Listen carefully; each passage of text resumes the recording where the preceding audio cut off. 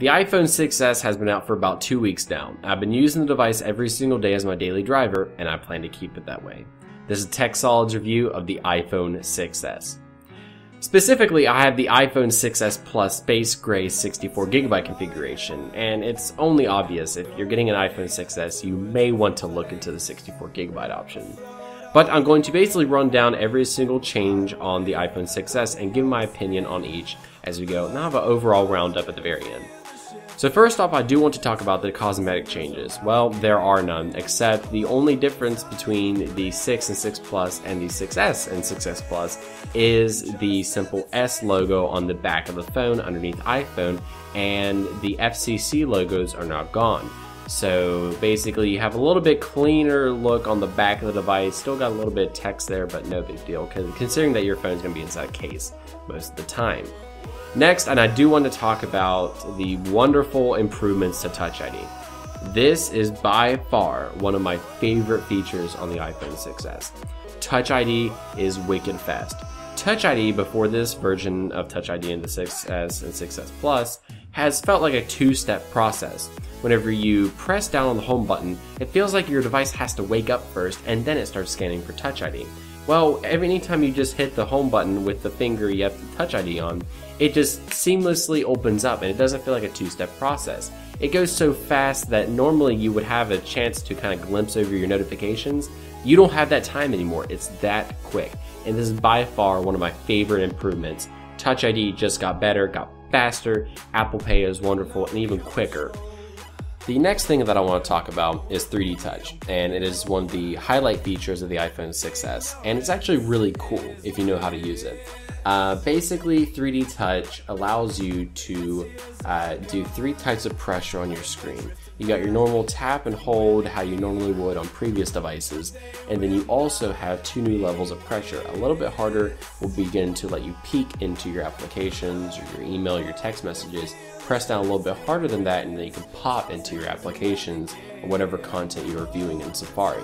So fortunately, these work really well with the stock iOS apps like Messages, your phone, Safari, Apple News.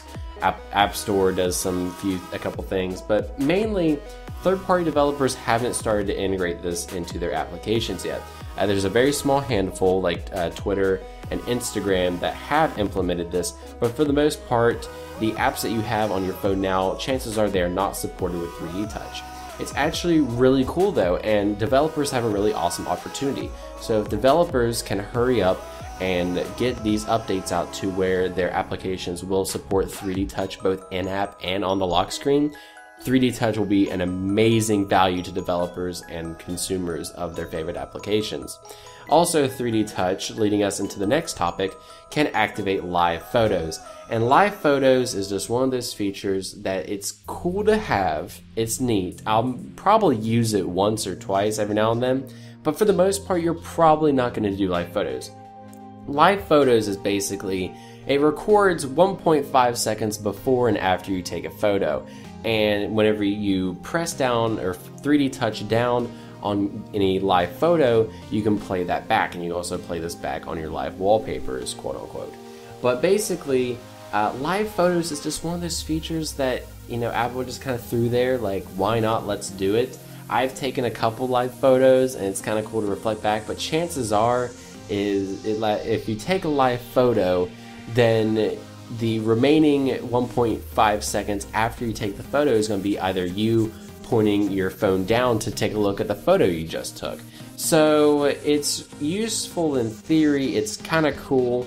It's just probably going to be one of those features that not a whole lot of people are going to use. And they also take up a crap ton of file size. It actually takes up 2 to 3 times the size of a regular photo. So if you have a 16GB device, that is just another reason to upgrade to the 64GB configuration. Speaking of photos, let's talk about video. You got 4K video recording on the iPhone 6s now. And this is actually really cool because 4K is becoming very popular. More and more people are adapting to 4K, people are viewing in 4K, people are recording and uploading in 4K. It's really neat. But again, it's another great reason why you should get a 64GB device if you are interested in recording 4K video.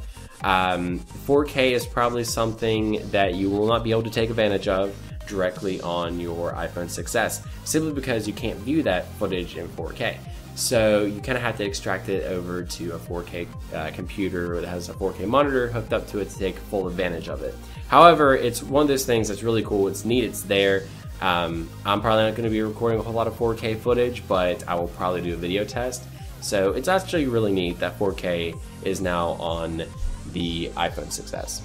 The speed on the iPhone 6s is absolutely insane. I have yet to experience a single speed problem with this device. I can have a million different types of applications running, and I could be actively playing a game on my phone, and this thing will not give up.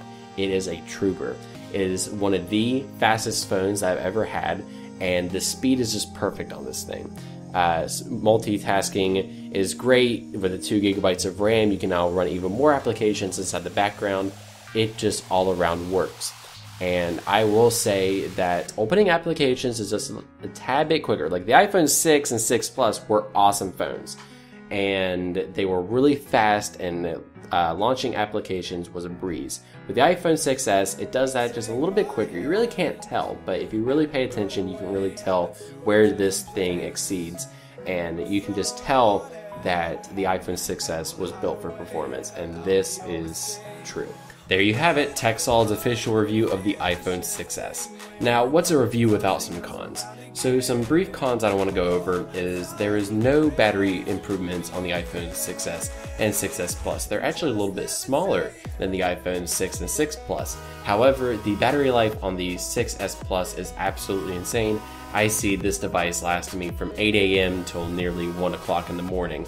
So it's really awesome under moderate use. Obviously, if you're playing a lot of games, it's going to be different, but if you mostly do productivity applications, you're going to be fine.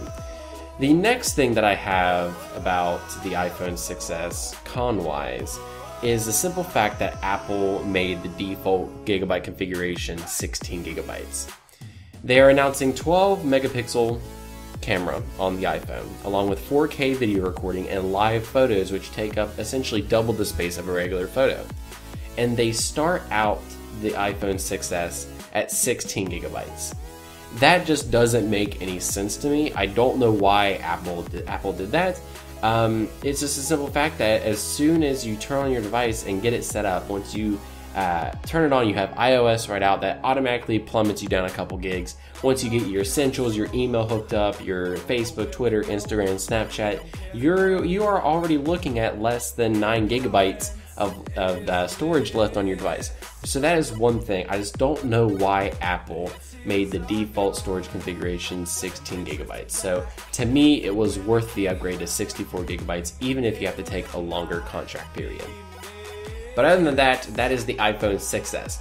What do you guys think of the device? Let me know inside the comments below, and be sure to subscribe to TechSolid if you have not already. My name is Preston. I'll see you guys inside the next video.